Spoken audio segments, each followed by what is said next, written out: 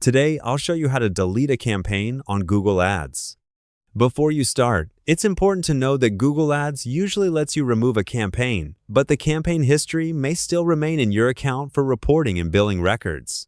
If you only want to stop spending money, you can pause the campaign instead of removing it. First, open Google Ads and log into your account. From the left side menu, click Campaigns. Now, open the Campaign section again if needed, so you can see your full campaign list. Find the campaign you want to delete.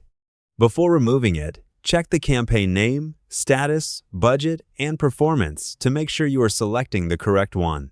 Now click the checkbox next to the campaign. At the top of the table, look for the Edit option. Click Edit. From the drop-down menu, choose Remove. Google Ads may ask you to confirm the action. Review the confirmation message carefully. If you are sure you want to delete the campaign, confirm the removal. The campaign status should now change to Removed. This means the campaign will no longer run and it will not spend any more money. If you only want to stop the campaign temporarily, choose Pause instead of Remove.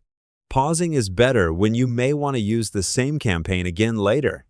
To view removed campaigns, adjust your campaign status filter and include removed campaigns in the table. This can help you review old campaign data later. And that's it.